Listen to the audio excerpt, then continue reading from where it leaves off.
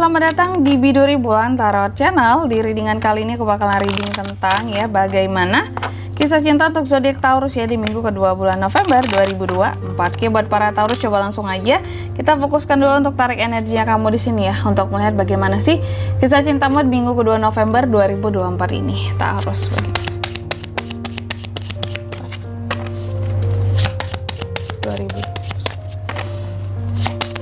2024. Oke, Taurus, bagaimana kisah cintamu di minggu kedua ini? Aku lihat ada yang suka nih sama Taurus. Langsung aja teman-teman ya, tanpa berbasa-basi panjang lebar. Aku suka readingannya singkat, padat, dan jelas teman-teman ya. Ada yang suka sama kamu loh di minggu kedua ini Taurus.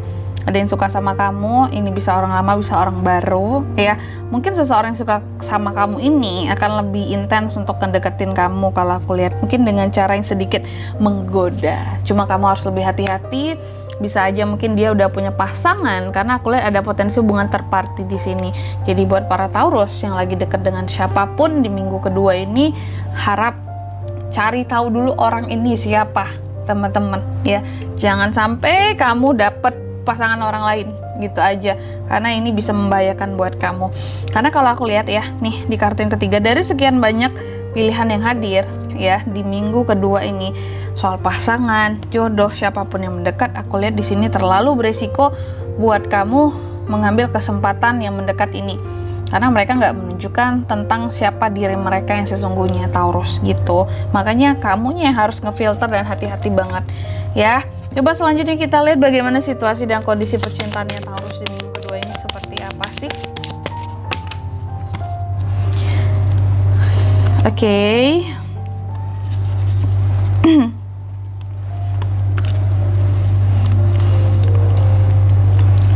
Taurus, dalam situasi dan kondisi percintaannya kamu ya, aku lihat di minggu kedua ini kamu cenderung antusias, semangatnya tuh ada gitu untuk memulai suatu awalan yang baru lagi dalam kisah cintamu.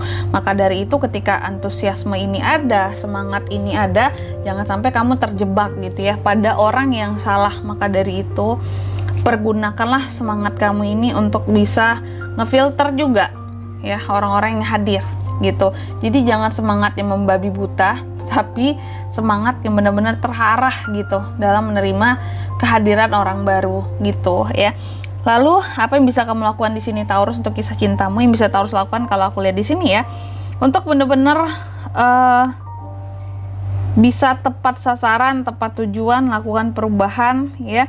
Yang bisa kamu lakukan apalagi dalam melakukan apa ya, semacam penjaringan gitu, filterisasi untuk siapapun yang akan mendekat ke kamu, agar nggak lolos tuh yang nakal-nakal gitu ya, yang red flag ya. Hati-hati ya.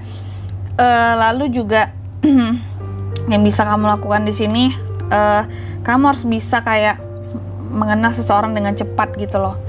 Jadi dalam berkenalan dengan seseorang, cepet cari tahu gitu. Jangan kamu berlama-lama, nanti dulu lah cari tahu tentang dia. Lama-lama deket, ya ternyata terikat gitu ya. Terikat, udah terlanjur jatuh hati, ya ternyata red flag gitu setelah tahu orangnya gimana, karena nggak dicari tahu dari awal gitu. Udah terlanjur jatuh hati kan sulit ya. Apalagi Taurus kan pakai perasaan banget, tulus banget gitu ya. Jadi jangan sampai perasaanmu dipermainkan ya oleh kehadiran orang baru yang setelah kamu tahu ternyata udah suka, udah jatuh hati, ternyata dia pasangan orang. Buat apa? Kan percuma teman-teman ya. Lalu selanjutnya yang jangan dilakukan di sini apa Kak? Jangan sampai kehilangan kontrol atas perasaanmu. Tetap kendalikan perasaanmu. Jangan terburu-buru atau gegabah soal asmara gitu ya. Dan jangan mudah terlalu kayak menggantungkan harapan kamu pada seseorang. Takutnya kamu akan kecewa berat nantinya setelah tahu dia gimana. Nah gitu ya. Jadi jangan berharap yang ketinggian buat seseorang gitu sih ya. Lalu yang keempat, apa pelajaran yang bisa diambil dari kisah cintamu di minggu kedua ini? Pelajarannya buat Taurus adalah nih, belajar untuk lebih percaya diri, lebih independen, lebih happy lagi, dan apalagi dalam mengenali seseorang kamu harus lebih mandiri lagi gitu ya. Jadi bener-bener yang carilah seorang yang sepadan buat kamu, setara buat kamu, agar di sini bentuk kemandiriannya kamu, kepercayaan dirinya kamu itu nggak disalahartikan gitu ya. Ntar kamu dibilang yang kepedean lah, ntar kamu dibilang yang sok inilah, nggak butuh pasangan lah, apalah gitu. Padahal kamu emang sejatinya orang yang mandiri gitu ya. Lalu yang kelima, hasil yang dapat untuk kisah cintamu di minggu kedua. Aku lihat hasilnya di sini, mungkin beberapa dari kamu kayak akan tertahan karena suatu hal di minggu kedua ini, masih takut buat melakukan perubahan. Padahal seharusnya kamu melakukan perubahan di sini, apalagi dalam rangka filterisasi tadi, orang-orang yang mendekat ke kamu agar kamu nggak terperangkap atau jatuh hati pada orang yang salah gitu aja. Dan di sini kalau untuk zodiaknya bisa terkoneksi dengan kamu di minggu kedua ini, kamu bisa terkoneksi energi paling kuat ada ya. Bisa dengan Aries, Leo, Sagittarius, bisa. Energi paling kuat datangnya dari Scorpio. Oke.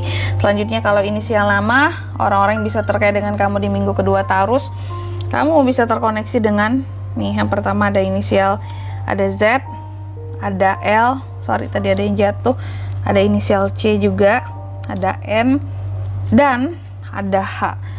Aku ulangi sekali lagi, inisial namanya bisa dari Z, L, C, N, dan H. Itu aja, oke? Mungkin sampai di sini dulu lebar readingan kali ini ya. Semoga resonate ya. Jika tidak resonate, berarti bacaan ini bukan untuk kamu. Dan semoga bermanfaat tentunya. Dan sampai jumpa di video-video selanjutnya. Bye-bye, Taurus.